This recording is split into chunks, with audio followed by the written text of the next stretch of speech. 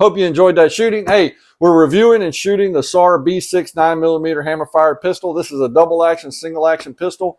It's made by SAR Solmaz. Here's the manufacturer right here. And they're manufactured out of Turkey. They're imported by the company SAR USA, and they were founded in 2017 and based out of Miami, Florida. Welcome to the channel, Old Man Life Thoughts and Opinions, where those two mostly don't count in the scheme of things. As I stated, this is the SAR B6. If you're unfamiliar with this firearm, but you think it looks kind of familiar, it's probably because it is a clone of the CZ75. It came in a nice carrying case, nice box, 2 magazines, and you have an option with the magazines, 10 round, 17 round, or 19 round magazines. It, the owner's manual as well, and then your cleaning rod, your cleaning brush, and then a safety lock as well. And we are clear here, so I'm going to let that slide go forward. Now, I don't have a CZ75, so I'm unable to do a side-by-side comparison, but I do want to cover a couple of things with it. You supposedly can use parts from the CZ and this interchangeably. The price difference, the CZ comes in at about $600 to $800 price point, $600 to an $800 price point. The SAR comes in at $250 to $350 price point. The CZ is an all-steel construction, the frame and the slide. The SAR slide is steel, but the frame is polymer. The barrel length on a CZ is 4.6 inches, and the SAR here is 4.5 inches. The overall length of the CZ and the SAR is the same at 8.1 inches. The width of the CZ is 1.4 inches, and the SAR is 1.1 inches. The weight of the CZ with the all-steel frame and slide is 35.2 ounces, and the SAR comes in at 28.2 ounces. The online reviews and the 5-star ratings that I've seen online, the CZ came in at 5 stars, and this clone SAR B6 came in at 4.9 stars. So let's take a look at some features specifically to this SAR. So let's start off with disassembly first. We're already clear. You see these 2 dots here on the back. You got one here, and you got one right here on the frame. If you can see that one, it's kind of hard to see. But you got 2 dots. You got to line this dot up with the dot on the frame. You pull the slide back, and then what you're doing on the opposite side here, you're pushing on the takedown pin or slide lock, slide release, and you're pushing on that. And this is going to come out, and you're going to pull this out.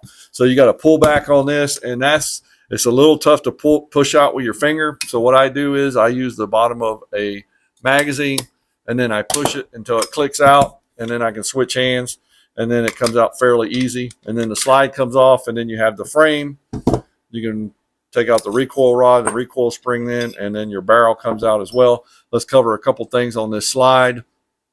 And as you notice right here, this rail system, it's on the outside of the slide, not inside like your Glocks, Berettas, SIGs, 1911s. We're kind of used to the slide being on the inside. So this slide, or that rail being on the inside, this slide actually goes inside the frame, not on the outside of the frame. So when that reciprocates and slides, the action's on the inside of the frame. The barrel, as you notice, this lug's a little bit different. So this takedown pin actually rides in that, that barrel rides on that takedown lever, slide stop lever, like that. Then to reassemble, reverse process, barrel goes in, recoil rod, pretty simple thing. Slide this in. I say simple, always have difficulty for some reason sliding that in. And then you pull back, you line up those 2 notches, those 2 dots again on the back here, and then you slide your takedown lever inside there, and then it snaps in place. Pull it back, functions check, and we're in business there. So let's go ahead and cover this magazine seating. So when you put the magazine in there, you really need to slap that in there, because I had some that thing going all the way to snap in there. It's just the ergonomics of it down here for some reason, or maybe it's just me. The release of that magazine, hitting that button is pretty, shoots it right out, no problem there. Now the magazine release button does feel a little bit less quality, maybe give some problems in the future. I don't know, time will tell. Let's see. Secondly, let's talk about the safety. There's 3 safeties on this gun. You got a hammer block, you got a firing pin block, and then you got the manual safety right here, and you can hear that distinct click on that safety. Now I will say that sometimes we are used to these safeties being a decocker that we've seen on, like, say, the Beretta 92. This is not a decocker. It is just a safety, so that hammer is still cocked and ready to fire.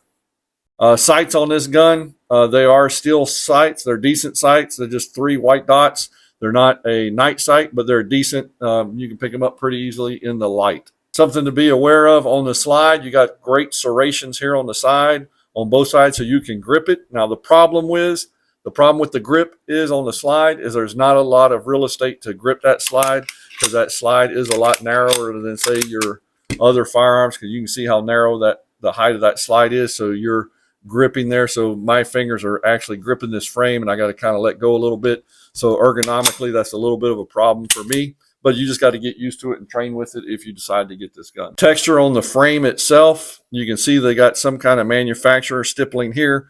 You got pretty rough knobs here, and then your back strap has got these lines, and then the front as well where your fingers wrap around. I will say, even though this looks kind of rough, it is not. It is very smooth.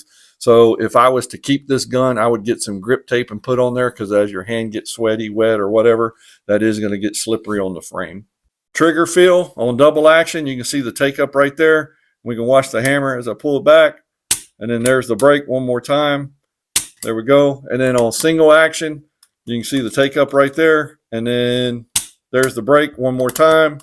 You can take up right there, and I'm going to tell you that the feel of the trigger is not bad at all. I did the trigger weight, and I did an average of 5. So on double action, the average came out to be 8 pounds, 11.5 ounces. For single action, it came out at 3 pounds, 6.1 ounces. So pretty decent as far as that. Now y'all can go ahead and take a look at this, and we're going to see how accurate this gun is. And I'm going to shoot 10 rounds supported to try and take myself out of the equation, and then I'm going to shoot 10 rounds unsupported just to see how it does.